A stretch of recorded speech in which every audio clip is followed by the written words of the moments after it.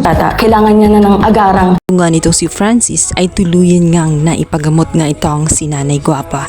Dito nga ay ginawa na nga ang operasyon kung saan kailangan na nga niyang sumilalim sa isang kidney transplant. Hindi madali ang pinagdaraanan nga nitong si Nanay Guapa, ngunit kailangan niyang lagpasan yun para tuluyan ngang maghil ang kanyang kidney at tuluyan ding gumaan ang kanyang pakiramdam.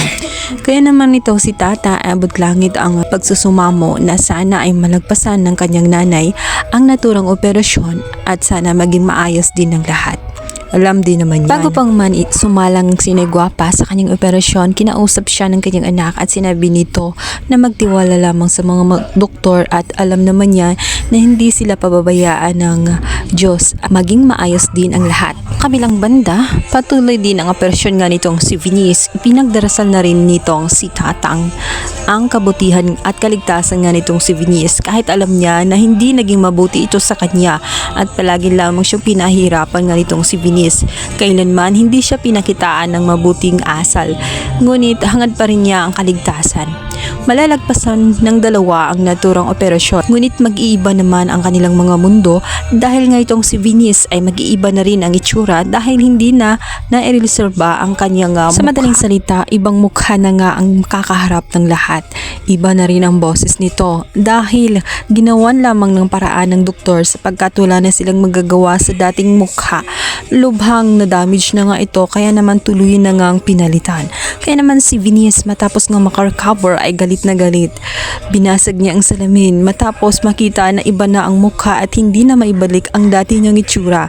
At wala siyang ibang sinisisi ngayon kundi ito nga si Tata. Bagong mukha, bagong kaaway. Sa kabilang banda, magbabalik nga ang multo ng nakaraan nitong si Tata kung saan magugulat siya at makakaharap nga niya itong si Sir Gob.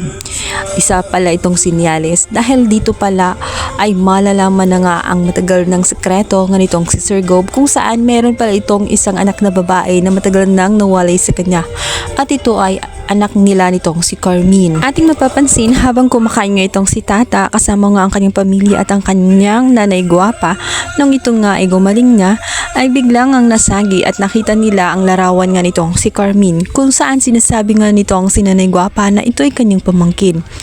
At sinabi naman ng kanyang anak-anakan na si Tata na titiyak ko manunya na ito nga daw si Carmine na kanyang pamangkin ay mabait at maganda din kagaya na lamang ng kanyang Nanay Guapa. Sumangayon naman agad itong si Nanay Guapa at sinabing totoo at hindi nga siya nagkamali. Hindi lang ito basta mabait, maganda, kundi mapagmahal din ito at natitiyak niya na hindi mahihirapang mahalin itong si Carmine dito kay Tata dahil siya naman ang nag-iisang anak nito.